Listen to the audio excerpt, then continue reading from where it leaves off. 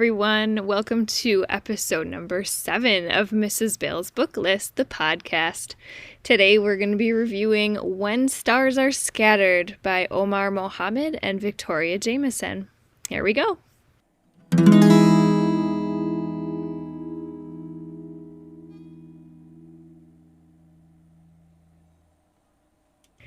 This book is one of my all-time favorites.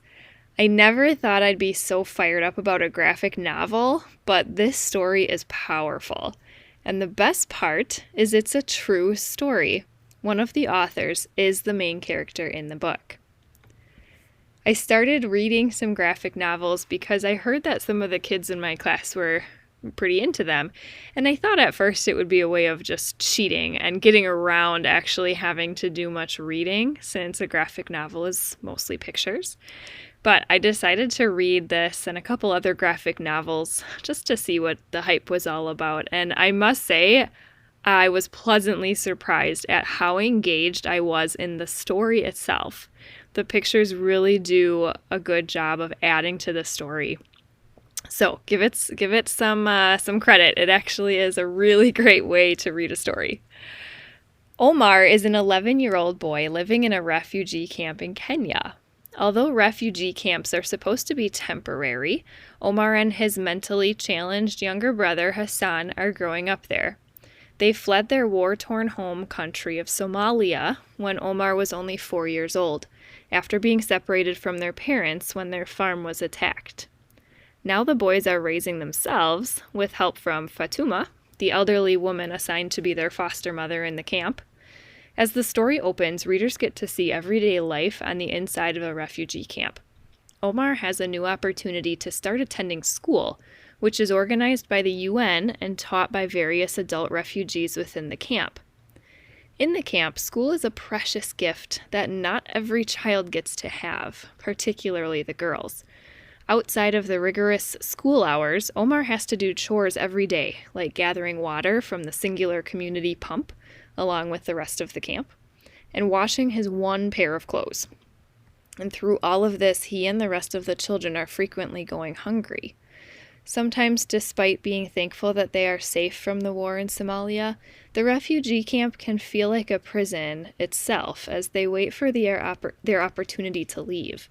This opportunity could come any day, but is not guaranteed to come at all. They aren't allowed to leave the camp, and they wait for their names to appear on the mysterious list compiled by the UN to finally have their own chance at an interview to be relocated. This story is a heartbreaking and heartwarming look into the world of the waiting game, as the boys and their friends await the dream of one day making it to America. They can see the unfairness of the culture, how girls have limited or canceled opportunities to become educated no matter how intelligent they are, how they can't control whether or not their names appear on the list to be relocated, how they can't control whether or not they are chosen even if they do get an interview, how they have to endure hunger pains and sleeping on the dirt while other children in the world sleep in plush, comfy beds, how they don't know if their mother is alive or whether they'll ever find her. Life feels awfully unfair. However, what I love most about this book is that despite the very real human heartache that Omar feels, he's incredibly perseverant. He works hard for success in school, completing daily chores, and to care for Hassan, who has occasional seizures and has only spoken one word his entire life. He overcomes the incredible obstacles in his path and becomes a truly inspirational force for good. Remember I said this is his true story? I can't recommend this book enough. It's incredibly inspiring to kids and adults alike, and is told in a very engaging way as a graphic novel.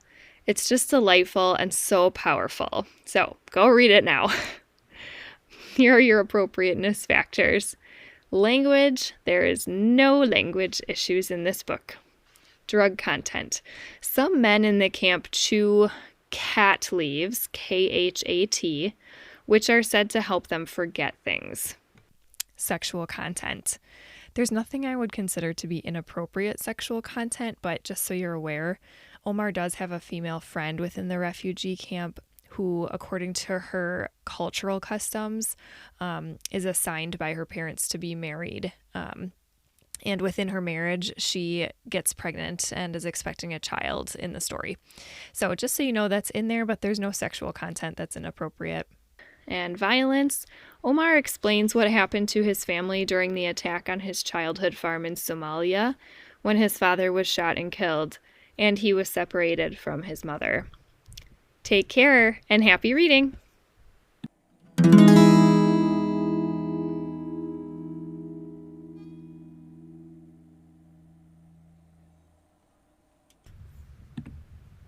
Thank you so much for listening today. As always, you can find show notes and the web version of Mrs. Bale's book list at KristenEmilyBale.com. That's Kristen with an E and Bale with a B-E-H-L. May God bless your day.